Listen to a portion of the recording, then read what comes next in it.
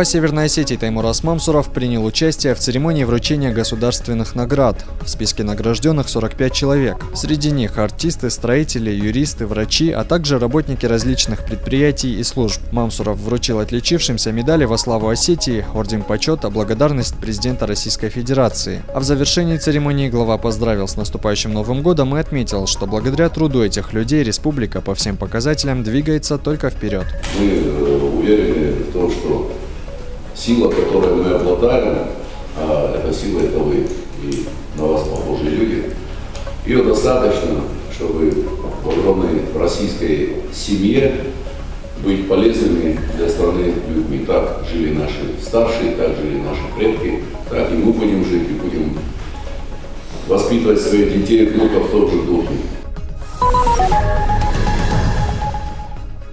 Администрация Владикавказа поздравила старожилов города с наступающим Новым годом. К праздничному столу им принесли сладости и вкусные подарки. Также, что немаловажно, оказали финансовую помощь. Во Владикавказе уже 21 житель перешагнул вековой рубеж, и несмотря на преклонный возраст, наши старшие продолжают радоваться жизни.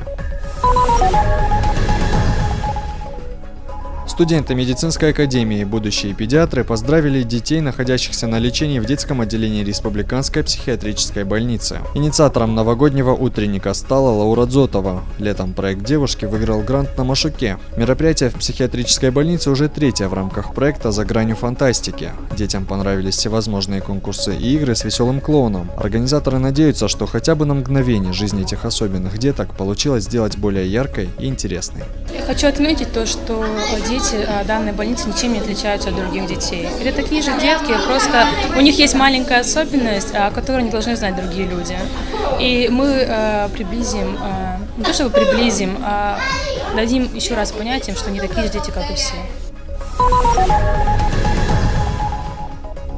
После длительной реконструкции во Владикавказе возобновила работу газонаполнительная станция. Первый подземный емкостный парк «Газпрома» на Северном Кавказе теперь соответствует всем требованиям пожарной и промышленной безопасности. Объект открыли представители группы компаний «Газпром Газэнергосеть» и мэр Владикавказа Сергей Дзантиев. Мощности станции хватит, чтобы обеспечить потребности не только Северной, но и Южной Осетии. По словам представителей «Газпрома», в соседнюю республику сжиженный газ будут перевозить в специально оборудованных машинах. Основными потребителями станут автомобильные газозаправочные станции двух республик. Северная Осетия потребляет большое количество сжиженного газа и имеет очень высокий показатель по уровню газификации автотранспорта сжиженным углеводородным газом в России. Это, конечно, обязательно должно сказываться на экономике и экологии региона.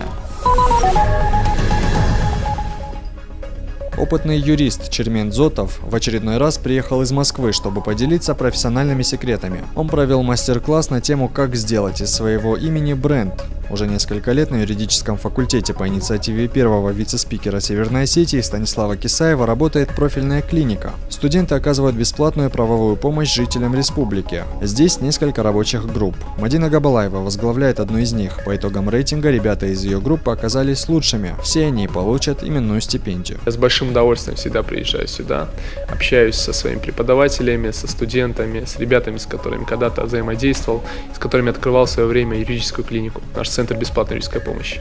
И вот сегодня мы как раз таки учреждаем премию имени первого руководителя юридической клиники и будем вручать ежемесячно небольшую премию лучшему студенту юридической клиники. Надеюсь, это будет хороший мотиватор, это будет хороший пример и, соответственно, поддержка тех ребят, которые являются паровозом этого факультета, двигателем его и показывают, скажем так, свои знания, добиваются чего-то.